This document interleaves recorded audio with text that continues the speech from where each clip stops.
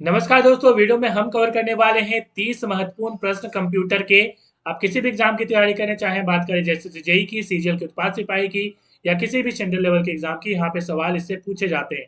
तो यहाँ पे 30 प्रश्न में से कितना प्रश्न आपको आता है जरूर कमेंट में आंसर करिएगा। और इसकी पीडीएफ फाइल इंग्लिश हिंदी दोनों में मिल जाती है। और मेरा टेलीग्राम ग्रुप और चैनल जरूर ज्वाइन कर लीजिए, यहाँ से आप हमेशा अपडेटेड रहेंगे। ठीक है, चलिए। और इसके पहले मैंने एक वीडियो बनाया था जो कि थ्योरी वीडियो थी, जरूर देख लीजिएगा इस वीडियो को देखने के बाद, ताकि 11 मिनट का वीडियो है वो, और 11 मिनट में आपकी पूरी थ्योरी कवर हो जाएगी लगभग। ठीक है, तो जरूर देख लीजिएगा। चलिए, पहला सवाल क्या है, कंप्यूटर के आविष्कारक कौन है?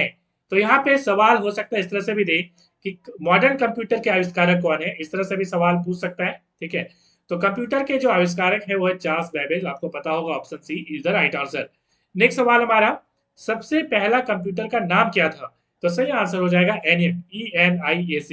तो यहाँ पे इसका यदि ऑप्शन आपको, यदि इसका फुल फॉर्म यदि आपको पता है तो कमेंट में आंसर करिएगा। चलिए नेक्स्ट सवाल की ओर चलेंगे हम।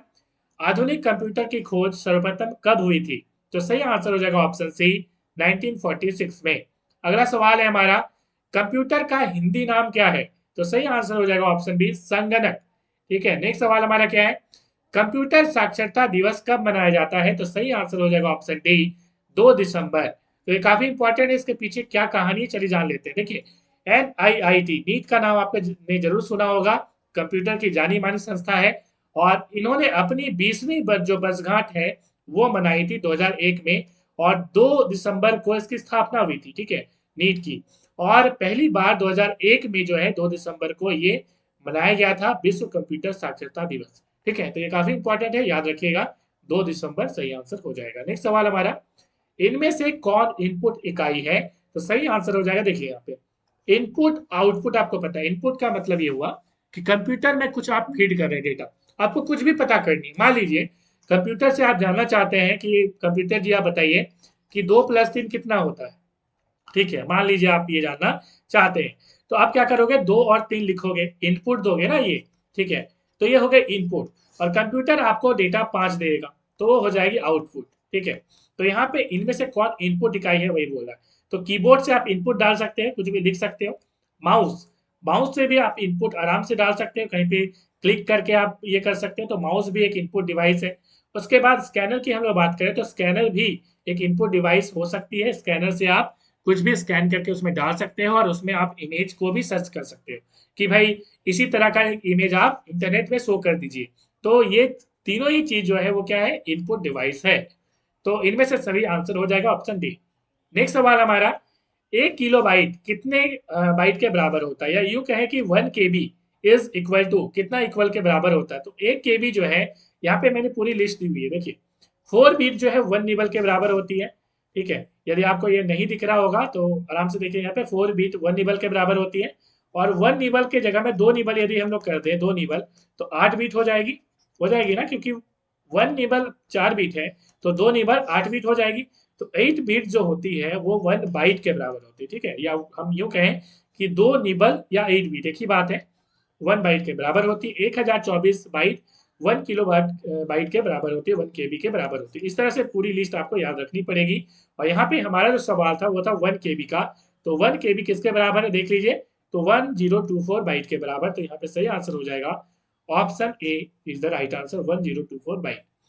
नेक्स्ट सवाल हमारा क्या, देखिए 1 मेगाबाइट कितने बाइट के बराबर होती है? तो यहाँ पे सही आंसर हो जाएगा 1024 KB। नेक्स्ट सवाल हमारा, 1 गीगाबाइट कितने बाइट के बराबर होती है? तो यहाँ पे सही आंसर हो जाएगा 1024 MB। ठीक है, तो 1 GB जो होता है हमें पता है कि 1024 MB के बराबर होता है। नेक्स्ट सवाल हमारा, कंप्यूटरों में प्रयुक्त IC chip, integrated circuit chip, IC. ठीक है, तो आईसी चिप जो होता है वो बना होता है, देखिए आईसी की हम लोग बात करें तो यह सिलिकॉन से बना होता है। ठीक है, किससे बना होता है, सिलिकॉन से, इसको सिलिकॉन चिप भी बोला जाता है। ठीक है, तो आईसी चिप जो होता है, ठीक है, ये मतलब कि मिट्टी से बनाया जाता है, ये जो सिलिकॉन होता है ना, ये मिट्टी से बनाया जाता है। ठीक है, तो ये काफी इंपॉर्टेंट चीज है। चलिए, ये आईसी चिप आपने कभी ना कभी जरूर देखा होगा, तो आईसी चिप का यूज कई ज्यादा हर जगह में इलेक्ट्रॉनिक्स में किया जाता है। नेक्स्ट सवाल हमारा क्या है, इंटरनेट के पते में एड्रेस में पद HTTP, ठीक है, HTTP, ठीक है, का सही रूप क्या है? तो हाइपर टेक्स्ट, ट्रांसपोर्ट प्रोटोकॉल आपको पता है, एचटीटीपी, ये काफी इंपॉर्टेंट है, तो यहाँ पे सही आंसर हो जाएगा ऑप्शन डी। नेक्स्ट सवाल हमारा, किसी कंप्यूटर के प्रोग्राम में बच्चों द्वारा प्रयुक्त भाषा कौन सी है? तो यहाँ पे सही आंसर हो जाएगा लोगो। ठीक है। नेक्स्ट सवाल हमारा क्या, चलिए स्क्रीन के ऊपर देख लेते हैं। अगला सवाल हमारा, सीपीयू का पूर्ण रूप क्या है? ठीक है, सीपीयू हमें पता है कि सीपीयू को ब्रेन ऑफ द कंप्यूटर बोला जाता है। ठीक है, तो यहाँ पे सही आंसर हो जाएगा सेंट्रल प्रोसेसिंग यूनिट। ये पूरी प्रोसेस करती है। जैसे एग्जांपल के तौर पर मान लीजिए आपको डेटा चाहिए कंप्यूटर से कि भाई कंप्यूटर महाशय आप बताइए कि 2+3 कितना होता है, या 2-3 या 2 × 3, कुछ भी, जो भी आप कंप्यूटर से जानना चाहते हैं कितना होता है। यदि ट्रांसलेट जानना चाहते हैं कि कंप्यूटर ट्रांसलेट भी ऑप्शन आता है, ट्रांसलेट करके कंप्यूटर जी बताइए, तो ये सारा काम हमें पहले इनपुट करना पड़ता है। हम मान लीजिए ट्रांसलेट जानना चाहते हैं, जैसे एग्जांपल के तौर पर आई नो का आपको पता करना है ट्रांसलेट। जैसे मैंने यहाँ पे, ये इंग्लिश है और ये हिंदी है, तो मैंने इसे ट्रांसलेट किया है, मैंने इंग्लिश में लिखा, हिंदी में ट्रांसलेट किया, या कभी मैंने हिंदी में लिखता हूँ, इंग्लिश में ट्रांसलेट करता हूँ। ठीक है, तो इस तरह से जो ट्रांसलेट होती है, तो वो ट्रांसलेट जो है वो कंप्यूटर कर देता है, लेकिन कई बार उसमें एरर भी आ जाता है, तो उसे हमें बहुत ध्यान से करना पड़ता है। ठीक है, तो यहाँ पे एरर की हम लोग बात मान लीजिए अभी नहीं लेते। मान लीजिए एक कंप्यूटर जो है वो ट्रांसलेट कर रहा है, वो भी एक ऑपरेशन है, तो हमें पहले क्या करना पड़ेगा, इनपुट तो देना पड़ेगा। जैसे मान लीजिए हमने ये हिंदी वाला, इंग्लिश वाला, हिंदी वाला दे दिया, और कंप्यूटर महाशय ने इंग्लिश में ट्रांसलेट करके दे दिया। तो कैसे किया ये, तो हमने दिया पहले इनपुट हिंदी में, फिर क्या किया, इनपुट जो है सेट हो गया कंप्यूटर में, और सीपीयू ने उसे रीड किया। और सीपीयू क्या करेगा, सीपीयू की 3 चीजें होती है, ध्यान से देखिएगा। तो सीपीयू के बारे में मैं बता दूं, सीपीयू में एक होता है एएलयू, एक होता है सीयू, और एक होता है रजिस्टर। ठीक है, ये सीपीयू के मतलब कि क्या बोलेंगे कि इसकी यूनिट होती है ये। ठीक है, तो पहला है अरिथमेटिक लॉजिक यूनिट, दूसरा है कंट्रोल यूनिट, ठीक है, और तीसरा होता है रजिस्टर। ठीक है, तो एक एक करके हम लोग समझेंगे कि आखिर कैसे काम करते हैं। चलिए समझ लेते हैं। पहले जैसा कि हमने कहा कि अभी मान लीजिए एग्जाम्पल के तौर पर 2+3 करना है, या 2-3 करना है, या 2 × 3 करना है।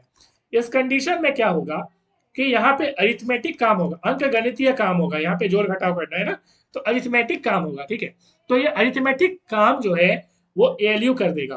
कौन करेगा, सीपीयू में ही एक होता है एएलयू, अरिथमेटिक लॉजिक यूनिट, तो ये अरिथमेटिक वाला भी काम कर सकता है, लॉजिक वाला भी काम करेगा।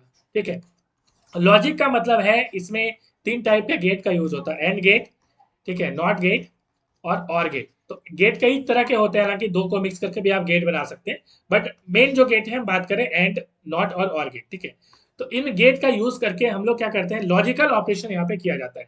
ठीक है, तो लॉजिक वहाँ पे कंप्यूटर जो है लगाती है, और इस तरह से यहाँ पे अरिथमेटिक लॉजिक यूनिट जो है वो पूरा, एक तो अरिथमेटिक काम भी करेगी और लॉजिकल जो काम होता है वो भी काम करेगी, कौन छोटा है कौन बड़ा है, इस तरह की सारी चीजें वो कर देती है। कौन, तो एएलयू कर देती है। ठीक है, समझ गए बात।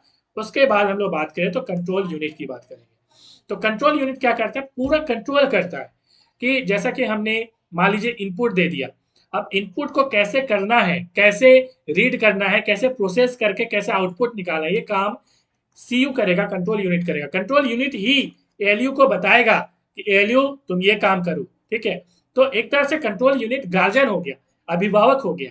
ठीक है, उसके बाद रजिस्टर क्या होता है, रजिस्टर एक तरह का मेमोरी होती है, टेम्पररी टाइप की मेमोरी। मतलब कि रजिस्टर क्या होगा, देखिए अब ये क्या होता है, जैसे ऑपरेशन हो रहा है तो थोड़ी जो मेमोरी होती है वो रजिस्टर में सेव हो जाती है, ताकि कंप्यूटर जल्दी से जल्दी काम कर पाए। ठीक है, तो ये चीज होती है। ठीक है, तो इस तरह से चीजों को याद रखिएगा, ताकि तो रजिस्टर आराम से, रजिस्टर से डेटा ले लेगी कंप्यूटर और आराम से वो फंक्शन करेगी, ताकि कंप्यूटर फास्ट काम कर सके। समझ गए बात। तो यहाँ पे हमारा सवाल क्या था, देखिए फिर से सवाल, सीपीयू का फुल फॉर्म हो चुका। हमारा नेक्स्ट सवाल था brain of any computer is, तो ये सारा जो ब्रेन है वो किसने किया, सीपीयू ने किया, इसलिए CPU is the right answer. चलिए नेक्स्ट सवाल क्यों चलेंगे, अगला सवाल है हमारा, इनमें से कौन सर्च इंजन नहीं है? तो यहाँ पे सही आंसर हो जाएगा वुल्फ्रेम अल्फा। देखिए गूगल की हम लोग बात करें, याहू की बात करें, तो इन दोनों से आप परिचित हैं। बाइडू ये भी एक सर्च इंजन है, गूगल भी सर्च इंजन है, याहू भी सर्च इंजन है, बाइडू भी सर्च इंजन है, बिंग BING बिंग ये भी एक सर्च इंजन है। ठीक है, तो ये सवाल पूछा जा सकता है। उसके बाद बाइडू भी एक सर्च इंजन है, बाइडू चाइना की है। ठीक है, चाइना गूगल वगैरह यूज नहीं करता, वहां पे बाइडू चलता है। ठीक है, तो चाइना बहुत एक होशियार कंट्री है। ठीक है, वो खुद अपना ऐप सारा चीज यूज करता है। ठीक है, और हमारी बाकी जो कंट्री है, क्योंकि चाइना में एक तरह से देशभक्त आप बोलेंगे इस मामले में, तो काफी आपको ज्यादा मुझे लगता है कि मिलते हैं। ठीक है, हालांकि सरकार दबा के भी रखती है। ठीक है, लोगों को दबा के भी रखती है चाइना में, तो एक अलग चीज है। खैर उस पर हम नहीं जाएंगे आज। तो हमारा जो सही आंसर हो जाएगा वो हो जाएगा ऑप्शन डी। समझ गए बात? ये एक सर्च इंजन नहीं है, बल्कि यहाँ पे लोग कई तरह की चीजें सर्च कर सकते हैं, ठीक है। तो इसको आप गूगल करिएगा तो आपको पता लगेगा कि किस तरह ये काम करता है। नेक्स्ट सवाल हमारा है, सीपीयू के एलयू में क्या होता है? सीपीयू में ही एएलयू होता है। मैंने कहा कि सीपीयू में क्या क्या होता है, एक तो एएलयू होता है, अरिथमेटिक लॉजिक यूनिट, दूसरा सीयू होता है, कंट्रोल यूनिट, और तीसरा होता है रजिस्टर, ठीक है। तो यहाँ पे सीपीयू के एलयू में क्या होता है, यहाँ पे पूछा गया है, ठीक है। रैम स्पेस होता है, रजिस्टर होता है, बाइट स्पेस होता है, इनमें से सभी। तो यहाँ पे सही आंसर हो जाएगा कि रजिस्टर होता है, ठीक है। तो सीपीयू, ठीक है, के एलयू में रजिस्टर होता है। तो यहाँ पे सही आंसर देखिए, यहाँ पे सीपीयू और एएलयू, ऐसा भी सवाल पूछा जा सकता है कि देखिए एएलयू जो काम होता है करता है वो रजिस्टर के आधार पर ही काम करता है, ठीक है, कि रजिस्टर में क्या चीजें सेव है, ठीक है, उसी के अकॉर्डिंग वो काम करता है। तो यहाँ पे आंसर हो जाएगा रजिस्टर। हो सकता है नेक्स्ट सवाल इस तरह से पूछ दे कि इनमें से कौन सा सीपीयू एएलयू के अलावा, ठीक है, सॉरी इस तरह से नहीं, सवाल इस तरह से पूछेगा, ध्यान से सुनिएगा। सीपीयू लिख देगा, उसके बाद लिख देगा, सॉरी यहाँ पे लिखेगा एएलयू, उसके बाद लिख देगा सीयू, बोलेगा कि सीपीयू में एएलयू सीयू के अलावा और कौन सी चीज होती है। तो यहाँ पे सही आंसर हो जाएगा रजिस्टर, क्योंकि सीपीयू में एएलयू भी होता है, सीयू भी होता है, और रजिस्टर भी होता है, ठीक है। चलिए नेक्स्ट सवाल हमारा, गणना और तुलना, मतलब कि गणना का मतलब अरिथमेटिक, और तुलना का मतलब कंपैरिजन, मतलब लॉजिकल, मतलब एएलयू की बात यहाँ पे हो रही है, ठीक है। तो किस भाग का प्रयोग किया जाता है? तो एएलयू। समझ गए बात? चलिए यहाँ पे वही, which part of the computer use for calculation and comparison. Next सवाल हमारा, हार्डवेयर, ठीक है, एक हार्डवेयर डिवाइस जो डाटा को अर्थपूर्ण इंफॉर्मेशन में परिवर्तित करता है क्या कहलाता है? तो सही आंसर हो जाएगा प्रोसेसर कहलाता है, ठीक है। तो प्रोसेसर मतलब वही हो गया। तो बेसिकली सीपीयू की बात यहाँ पे हो रही है, देखिए यहाँ पे। तो प्रोसेसर की हम लोग बात करें तो इंटेल प्रोसेसर काफी ज्यादा फेमस है, ठीक है। इंटेल प्रोसेसर जो है वो ज्यादा फेमस है। तो यहाँ पे कई तरह की प्रोसेसर आपको देखने को मिलेगा, i3, i4, i5, ठीक है। तो यहाँ पे अगला सवाल हमारा क्या है, प्रोसेसर के तीन मुख्य भाग क्या है? तो तीन मुख्य भाग क्या है? तो यहाँ पे प्रोसेसर बोल दे, या हो सकता है यहाँ पे सीपीयू लिख दे, एक ही चीज है, ठीक है। तो सीपीयू के तीन भाग या प्रोसेसर के तीन भाग, तो एएलयू, कंट्रोल यूनिट और रजिस्टर जो हमने अभी बताया वही आंसर हो जाएगा, ठीक है। नेक्स्ट सवाल हमारा, नेक्स्ट सवाल है, कंप्यूटर के सेंट्रल प्रोसेसिंग यूनिट का फंक्शन क्या है? तो क्या करता है ये? गणनाएं और कैलकुलेशन और प्रोसेसिंग करता है, परफॉर्म कैलकुलेशन और प्रोसेसिंग, ठीक है। तो हमने वही देखा सीपीयू का फंक्शन क्या था। तो हमने देखा कि एक तो ये कैलकुलेशन वगैरह करेगा, प्रोसेसिंग सारा करेगा, ठीक है। नेक्स्ट सवाल है, इनमें से कौन सा कंप्यूटर का बुनियादी कार्य नहीं है? तो बेसिक काम कौन सा नहीं है? तो टेक्स्ट को स्कैन करना ये काम नहीं है इसका, डेटा को प्रोसेस करना ये काम होता है, इनपुट भी लेता है ये, और डेटा को स्टोर करने का काम भी कंप्यूटर का होता है, बट टेक्स्ट को स्कैन करना स्कैनर का काम होता है। किसका काम होता है? स्कैनर का काम होता है, ठीक है।